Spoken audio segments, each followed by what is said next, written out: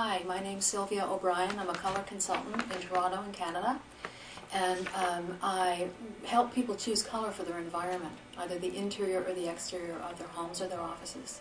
I do this on a one-on-one basis with all my clients.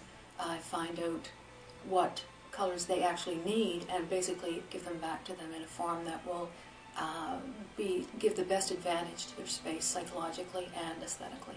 This is my third career, and it's my first one was as a painter and sculptor. Of course I use color. I learned to mix color when I was very young and taking painting classes and whatnot.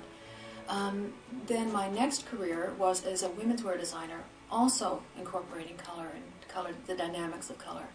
But what I'm doing now is really something that was involved in both of my other careers, but was maybe a smaller detail, and now it's the main event, where I've taken my interest in color and built a business around that interest.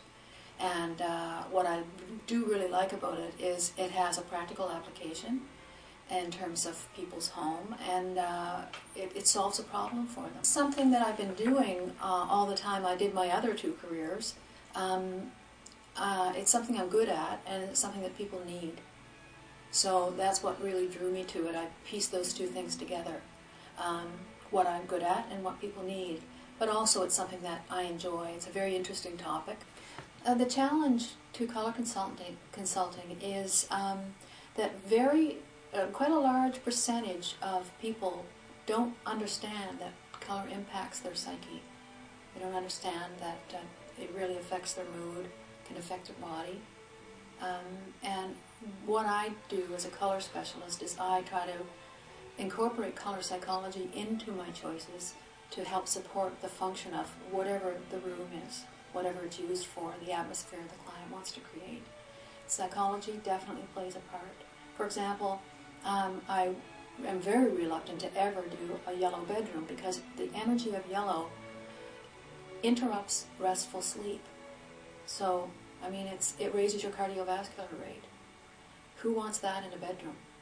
Nobody. It's just not productive. Aside from single family dwellings, I work a lot with offices, corporate situations, refurbishment of high-rises and townhouse complexes on the exterior and sometimes interior. And in situations like that, it's not as personal a process because I'm not dealing with the homeowner. I'm dealing with the property manager or the owner of the building. What I do first is meet with them and listen, and leave and do a presentation for them.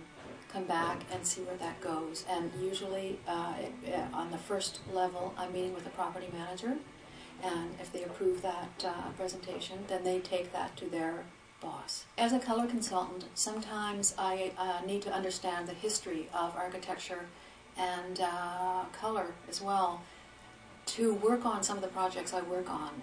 If I'm working on a Georgian home, I have to know what colors were typically Georgian to restore that home to its proper color palette. Modern is a whole different feel. And also, if I'm working on a building that was built in 1964 and they want to restore it, it's protected under the Historic Society or the Preservation Society, I have to dig up the records of what the original was and basically reproduce that. So it's not a matter of just coming in and painting any color I feel like or I think is nice or the client thinks is nice.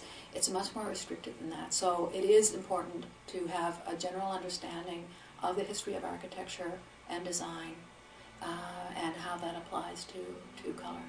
A good candidate for a color consultant is somebody who has both sides of the brain working for them. Somebody who is creative and open to new ideas and picking up new ideas all the time, but also somebody who can put their ego aside long enough to listen to their clients' needs. You pick up clues by talking to your clients, pay attention to them, and then you are bound to be successful because you've got the creative on the one end, but the empathetic on the other. One more important step you can do as a student color consultant after you've done your research with the color mixing and your studies by taking a course is to practice on your friends and relatives. You know, work with their spaces and then you're going to see really what happens when you put color over a large area. This is very different from a small swatch to a large area. You have to understand what changes. The energy can change completely over a large area. It can become too overwhelming. It can be too bland. And you just need to learn that. So I'd say practice it on either your own place, your mother's, or whatever, some neighbors, or just anybody you can, for free, of course. And learn by doing. And basically getting in there and just practicing playing with color and finding out about different color dynamics. It's very important to learn the rules of color, but then it's a good idea to bend them once you get really, really good and you have the basics down. Then start playing and having fun with it. Color consultant is a wonderful way to make a living. It's very important to keep in mind, however, that you have to market constantly. You have to network with other people, other professionals, and it's very entrepreneurial. It's as big as you make it sort of thing. In terms of price range, I know of color consultants that will do an entire consultation for $75, and some that would do this similar consultation for $3,500, and everything in between. So it really is quite crazy. But branding yourself, being consistent, giving excellent customer service to your people, build a name for yourself, and you can make a very nice living. I just want to show you this book for a second. I love things like this. And if you love things like this too, the chance is very, very good that you'll be great at color, that you have an affinity for it, simply because it's so wonderful to see the expanse of them in this book. Now, there's 6,000 colors in this book. There's millions of colors out there. Millions. The eye can perceive up to 10 million colors, depending on how astute somebody is and how good their eye is for color. So once you know that, then it gets really interesting. As a color consultant, there is a little bit of action involved. I never am sitting at a table selecting color. I'm basically jumping around, testing colors out. I don't sit from the moment I walk in to the moment I leave. In terms of physical strength, I'm not that physical, but I do lift sometimes up to 30 pounds in the sample kit boxes with the paint samples and the chip samples that I carry. And sometimes I'm up a ladder checking color against the ceiling, so you have to be able to do things like that. I always wear things that it doesn't matter if they get wrecked, because sometimes I'm on a building site that's very, very rugged. And so just sort of be ready for anything. It's not terribly physical, but there is physicality involved. I'd never just go in and tell people what color to paint. I have to learn about them and their lifestyle, and learn what's going to work psychologically, as I said, instead of aesthetically, for the space. I really like my job because it has infinite variety, and I see a lot of room for growth.